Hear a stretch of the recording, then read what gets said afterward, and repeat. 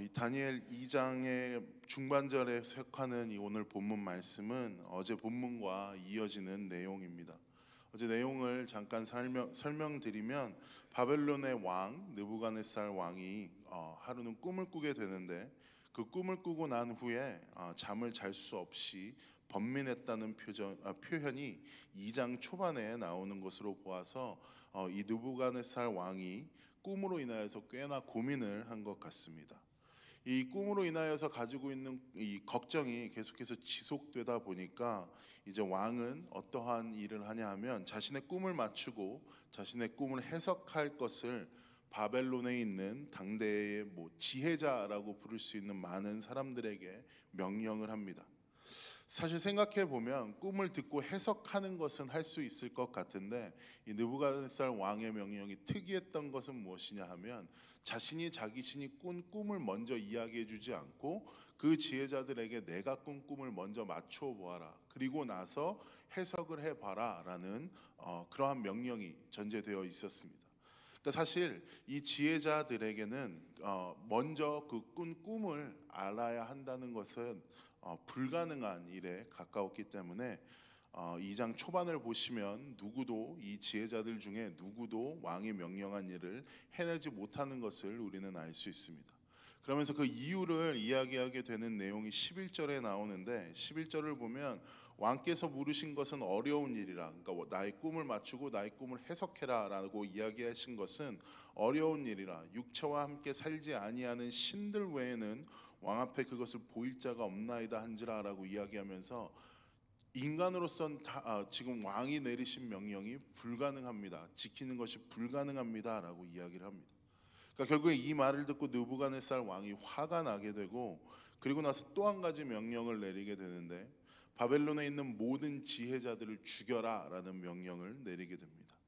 그리고 그 당시에 바벨론 땅에 살고 있던 다니엘과 그 친구들에게도 그 명령이 지혜자들을 죽여라 라는 명령이 영향을 끼치게 됩니다. 왜냐하면 그들도 직업군으로 보면 다니엘과 세 친구들은 엘리트로 자신들이 바벨론에서 양성될 목적으로 뽑혀져 간 사람들이기 때문에 그 지혜자들 안에 포함되어 있는 사람들이었습니다. 어쨌든 이 왕의 명령으로 인해서 다니엘과 친구들이 죽게 된 상황이 오늘 말씀의 배경인 것입니다. 그리고 오늘 이어지는 본문에 대해서 살펴보면 이 14절부터 23절까지는 왕의 명령을 집행하려는 과정 가운데 다니엘이 책임자격인 근위대장 아리옥을 만나게 되고, 다니엘은 그 근위대장으로부터 자신들이 어떠한 일이 일어나서 죽게 되었는지에 대한 자초지종을 듣고 그 상황을 파악한 다음 자신들이 맞이한 이 위기 상황을 하나님께 간구하며 헤쳐나간다는 내용이 오늘 내용의 주된 내용입니다. 이 아침에 이 내용을 토대로 여러분과 몇 가지 함께 나누고 기도하기를 원하는데요. 제가 여러분과 함께 살펴보고 싶은 부분은 14절과 14절부터 16절입니다. 14절부터 16절을 다시 한번 보시면 이렇게 나와 있습니다. 그때 왕의 근위대장 아리옥이 바벨론 지혜자들을 죽이러 나가매 다니엘이 명철하고 슬기로운 말로 왕의 근위대장 아리옥에 물어 이르되 왕의 명령이 어찌 그리 급하냐 하니 아리옥이 그 일을 다니엘에게 알리매 다니엘이 들어가서 왕께 구하기를 시간을 주시면 왕에게 그 해석을 알려드리리다 하니라. 16절에 보면 다니엘이 들어가서 왕께 구했다라는 표현은 사실은 다니엘이 직접 나가서 이야기한 것은 아니고 아리옥을 통하여서 그 말이 전해진 것을 의적으로 돌려서 설명한 것인데, 어쨌든 14절부터 16절을 보게 되면 졸지에 죽을 위험에 처한 다니엘이 자신이 처한 위기가 어디서 비롯되었고 지금 그 상황이 어디까지 진행되었는지를 파악하고 해결책을 제시하는 장면입니다. 제가 여러분들과 조금 주의해서 살펴보기 원하는 것은 지금 다니엘이 상대하고 있는 사람이 왕의 근위대장 아리옥이라는 사람입니다. 근위대장과 한 나라에서 포로로 잡혀온 그래도 엘리트였다라고는 이야기하지만 어쨌든 포로 계급의 출신이 지금 왕의 근위대장과 이야기를 하고 있습니다.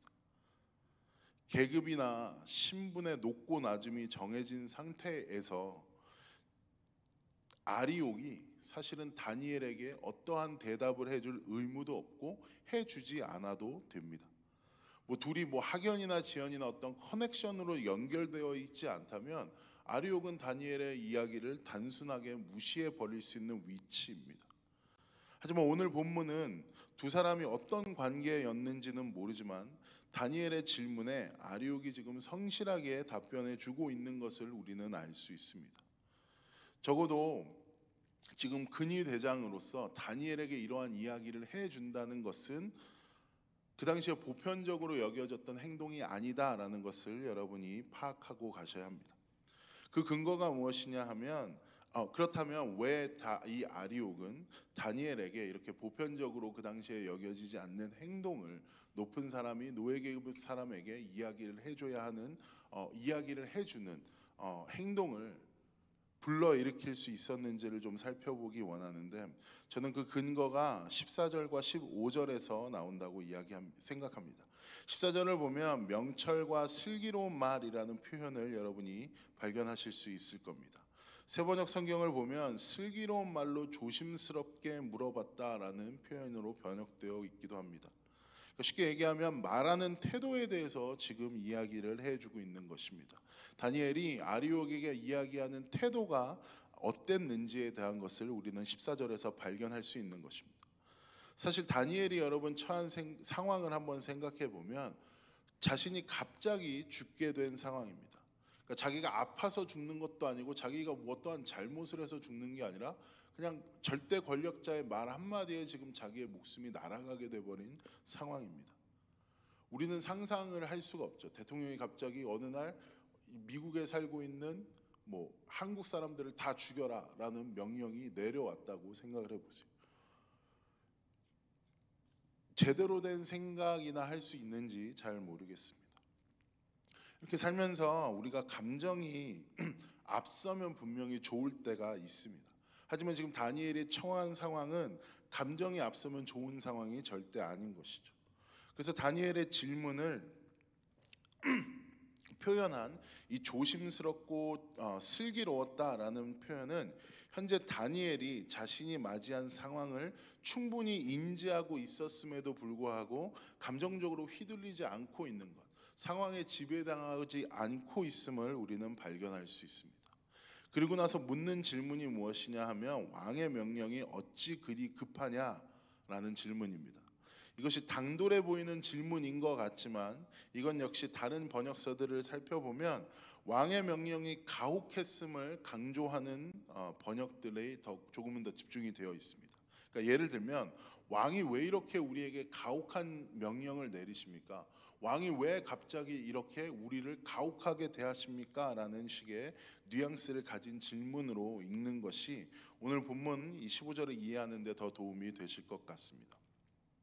사실 왕의 명령이 가혹한 것은 2장을 읽으셨던 1절부터 13절을 읽으셨던 여러분들도 분명히 보편적으로 느끼셨을 감정 같아요.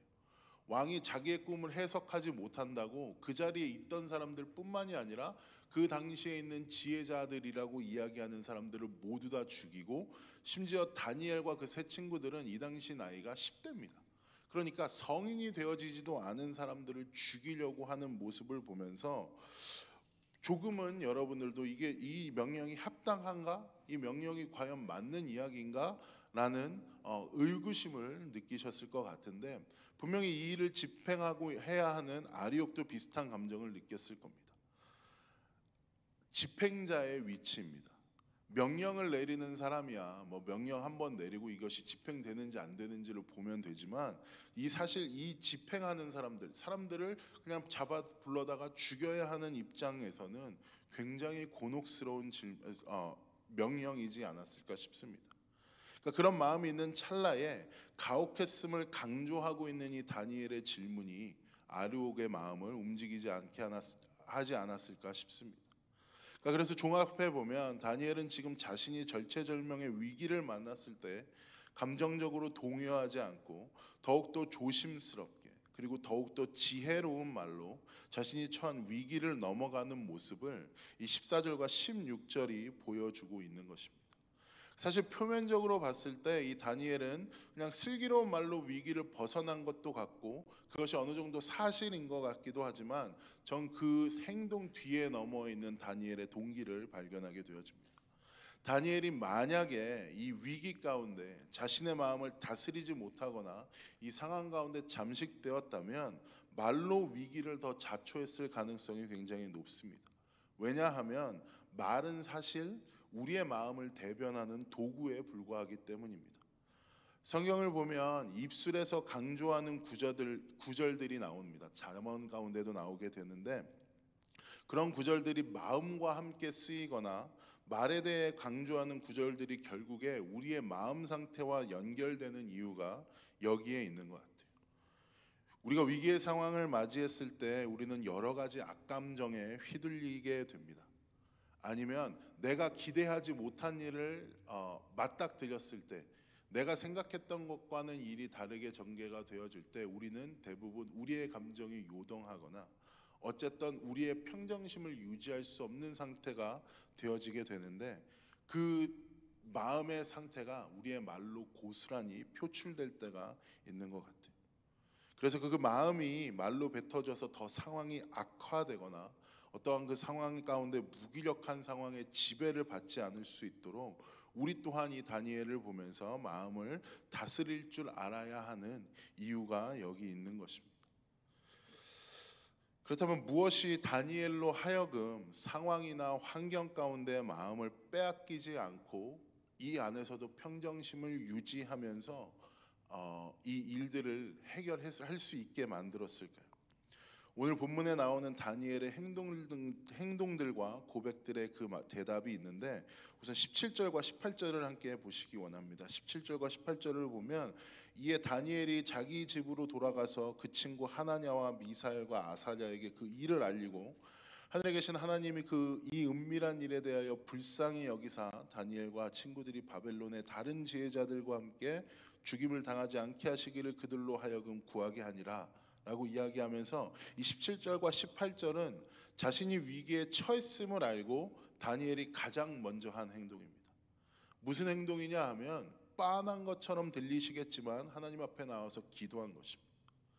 여러분 기도라는 행위에 대해서 다시 한번 생각해 보시면 이 기도라는 것, 특별히 간구하는 기도라는 내용을 조금 살펴보시면 자신이 할 수 없음을 인정해야 하는 자기 부인이 있습니다. 그리고 자기가 할 수 없는 상황을 해결할 수 있는 원천이 하나님께 있음을 고백하는 인정의 의미 또한 있습니다. 자기 부인과 하나님을 인정하는 것, 이것이 신앙생활의 가장 중요한 요소가 아닌가 싶습니다. 그 간구하는 기도 안에 이 정신이 고스란히 녹아 있습니다. 하나님, 내가 할 수 없습니다. 하나님, 내가 있는 상황 가운데 나는 할 수 있는 것이 하나도 없지만 내가 믿는 하나님, 내가 의지하는 하나님, 당신에겐 그러한 힘이 있습니다.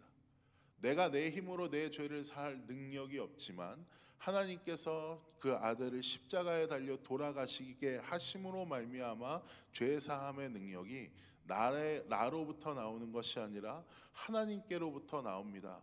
예수님께로부터 있습니다. 비슷하지 않습니까? 지금 다니엘은 단순히 기도를 하고 있지만 자신이 지금 믿고 있는 바, 자신이 지금 의지하는 바를 기도로 고스란히 나타내고 있는 거예요.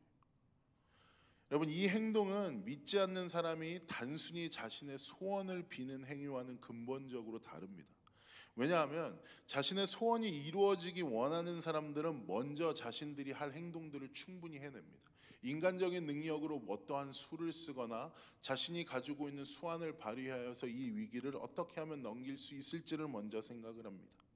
그러다가 결국은 하나님이 먼저가 아니라 자기가 하다가 부딪히고 한계가 되면 그때 하나님을 찾는 거예요. 하지만 다니엘과 그 친구들은 행동하기 전에 하나님께 나옵니다.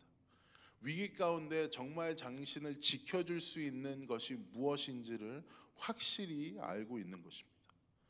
이어지는 구절을 보면 19절에 그가 세 친구와 함께 기도를 시작한 날 밤에 다니엘이 환상을 통해서 그 느부갓네살 왕이 꾼 꿈과 해석의 비밀을 하나님께서 깨닫게 해주십니다. 기도함으로 자신의 부인을 함으로 내가 할 수 없습니다를 주님께 인정함으로 지금 위기의 순간을 반전시킬 계기가 마련되어지는 것이죠. 그리고 나서 20절과 23절은 자신의 문제가 해결되고 난 뒤에 다니엘이 인정하는 대상이 누구인지를 더욱더 선명하게 비춰줍니다. 시간상 20절과 23절은 읽지 않겠지만 이 하나님을 찬양한 다니엘이 하나님을 찬양한 내용이 굉장히 아름답습니다. 그래서 여러분 꼭 이 고백을 다시 한번 여러분들 읽어보시면 좋겠는데, 다니엘은 먼저 하늘의 하나님을 찬양합니다. 우리는 대부분 문제가 해결되면 더 이상 하나님을 찾지 않지만 다니엘은 그렇지 않습니다. 하나님께 먼저 나아가 감사와 찬양을 드립니다. 꿈과 해석을 받자마자 왕께 나아가서 내가 풀어냈습니다, 나를 살려주십시오 말하는 것이 아니라 충분히 시간을 가지고 하나님께 먼저 감사와 찬양을 드리고 있는 것입니다. 그 안에서 나오는 내용은 자신이 여전히 주권이 없고 이 모든 세계 가운데 주권이 하나님께 있음을 고백하고 인정하는 내용, 그러니까 자기가 부인되어지고 여전히 하나님께서 드러나게 되어지는 고백의 내용들이 동일하게 나와요. 그러니까 다니엘의 삶과 다니엘의 기도를 살펴보면 자신을 부인합니다. 그리고 나서 자신의 부인된 그 빈 공간엔 하나님을 인정하는 하나님이 들어가게 되어지는 것이죠. 그러니까 기도할 때나 감사나 찬양을 하나님께 올려드릴 때나도 다니엘은 정말 이 자신의 마음 가운데 누가 있는지를 너무나도 잘 보여주는 것 같아요. 하나님을 의지하고 하나님께 우리의 마음을 두는 사람들은 위기의 순간 가운데에서도 이렇게 다니엘처럼 감정에 휩쓸리지 않고 하나님이 계심으로 말미암아서 오히려 평안하고 오히려 슬기롭고 명철하게 사람들에게 그 마음을 울릴 수 있는 이야기를 하면서 그 위기를 잘 넘어갈 수 있게 되어지는 것입니다. 왜냐하면 그 힘의 근본이 하나님께로부터 나오기 때문에 그렇습니다. 말씀을 마무리하기 원합니다. 이런 말이 있는 것 같아요. 위기가 그 사람이 정말 누군지를 보여준다. 그러니까 위기라는 상황이 맞닥뜨려지게 되면 그 사람의 참된 됨됨이나 참된 정체성이 나온다라는 말인 것 같은데, 다니엘은 그 위기라는 상황이 자신을 컨트롤하게 두지 않았습니다. 오히려 그 상황 가운데서도 자신의 마음을 지켰습니다. 그리고 그 위기 상황 가운데 하나님을 초청합니다. 그리고 그 위기 가운데 하나님은 다니엘을 통하여서 살아계심을 보여주시고 나타나십니다.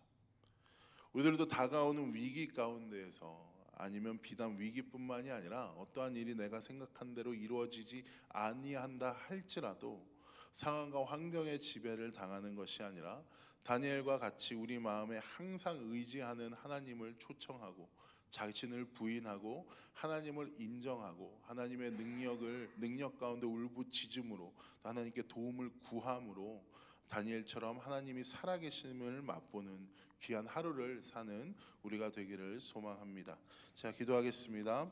사랑과 은혜의 주님, 이 다니엘의 위기의 상황 가운데에서 자신이 대처하는 모습을 보면서 아버지 하나님, 다니엘의 마음 가운데 무엇이 있고 다니엘이 참된 주인으로 섬기고 있었던 존재가 무엇인지를 다시 한번 발견하게 됩니다. 우리 또한 그리스도인으로서 모여서 하나님을 인정하고 십자가를 인정하고 하나님께 우리의 마음과 우리의 무능력함을, 우리의 죄인됨을 고백하는 자들의 정체성을 가지고 있는데, 아버지 하나님, 이 다니엘의 말씀을 보면서 혹시라도 우리가 그 정체성을 잊고 살았다면 이 시간 하나님 앞에 나와서 다시 한번 우리 자신을 부인하고 그 안에 그 빈 공간을 하나님을 인정함으로, 하나님을 인정해드리는 감사와 찬양으로 하나님의 주권을 높여드리는 그러한 고백의 내용들로 가득 채워서 내 힘으로 오늘 하루를 살아가는 것이 아니라 하나님의 힘으로 오늘 하루를 살아가며 위기의 상황과 일이 내 뜻대로 풀리지 않는 상황 가운데에서도 하나님이 모든 상황을 컨트롤하고 계심을 인정하며 그 안에서 내가 할 것들을 찾아내며 승리하는 하루를 살 수 있는 우리가 되어줄 수 있도록 주님 함께하여 주시옵소서. 감사드리며 모든 말씀 우리를 구원하신 예수님 이름으로 기도했습니다. 아멘.